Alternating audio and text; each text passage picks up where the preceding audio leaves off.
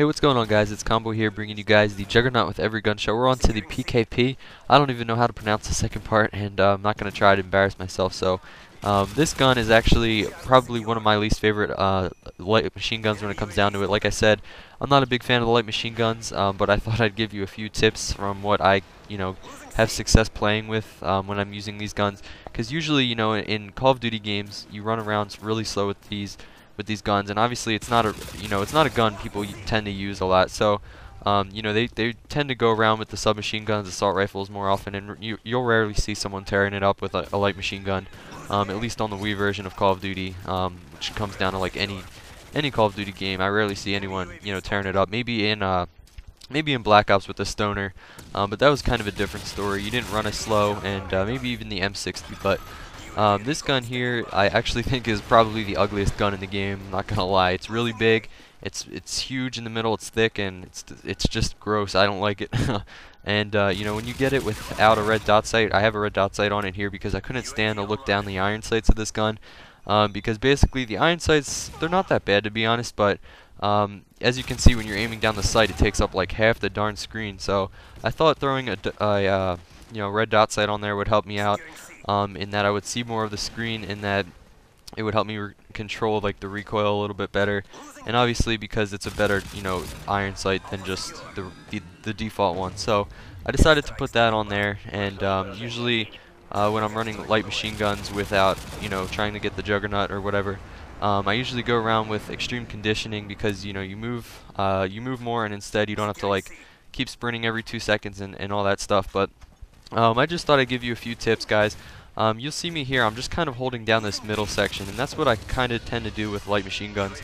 I'm guarding kind of the B flag, and I'm looking back to their flag, seeing if any of them are going to run through the tunnel there. And basically that's what I do. I don't tend to run around much with the light machine guns, and that's how I think, in my opinion, they should be used. You shouldn't be really rushing with a light machine gun, because they're slow to draw up. Even with quick draw, you can't really aim down the sight with them too quickly. So like I said, even with quick draw, they're pretty slow to draw, and you'll get beat with a submachine gun, assault rifle any day. So what I would suggest to you guys, like I said, is try to not get into close range battles with these submachine guns, and I mean light machine guns.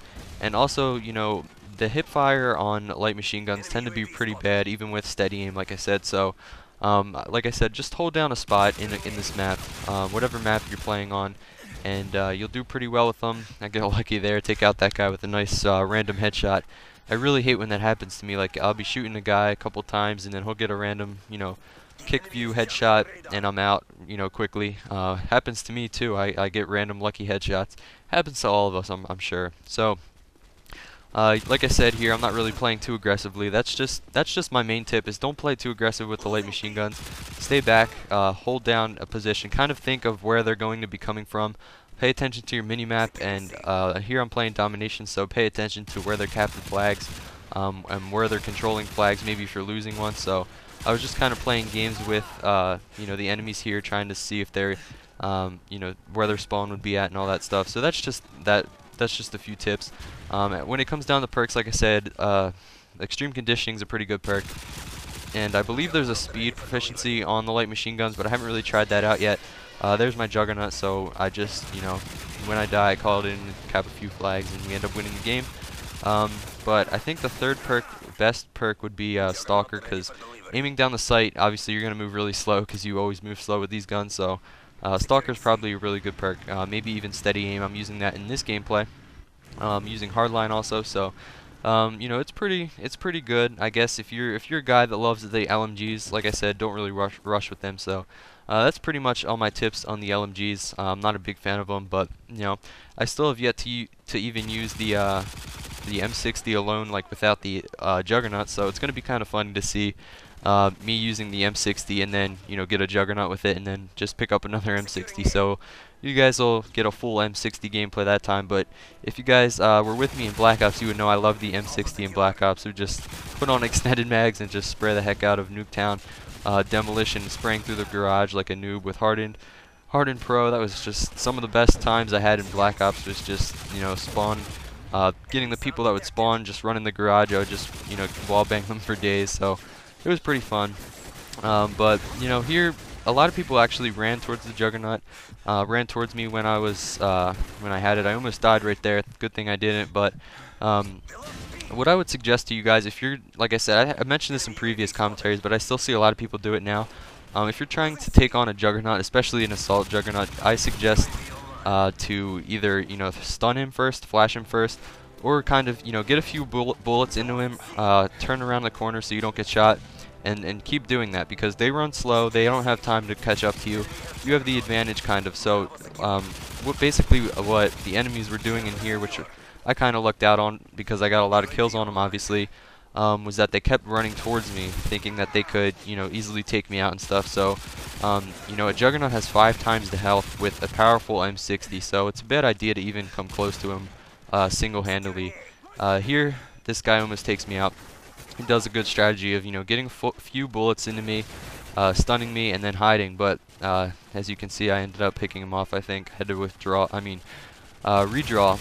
or retreat. That's the word, retreat. I had to retreat there, yeah. So that's kind of like the Juggernaut. I used my pistol here for the rest of the gameplay. I thought it was a pretty good gameplay, but I cut out the beginning. It was a bit slow, and it was kind of long gameplay. I almost got the Juggernaut actually twice in this. I think I died 2 off or something. So the next gun I think in line is the MK46 or something like that, and then it's the M60s, and then we're on to the shotguns, or is it the snipers? I'm not quite sure.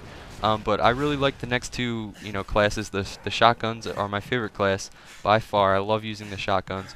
And the snipers are pretty fun too. I haven't really used a lot of them yet in Modern Warfare 3, but towards the end of, you know, when Modern Warfare 3 comes, the next couple months, I plan to use the snipers a lot and stuff. Kind of like what I did in Black Ops. You guys will be getting your fair share of sniper gameplay in the future. And that's about it, guys. Hope you enjoyed the video. It's wrapping up here, so if you could leave a like, that would be awesome. And by the way, guys, thanks for your positive feedback on the World at War gameplay. You guys seem to love it, so I may be posting a little bit more of that, maybe some Black Ops or Modern Warfare Reflex. So that's about it, guys. Hope you enjoyed. I'll see you guys later. Peace.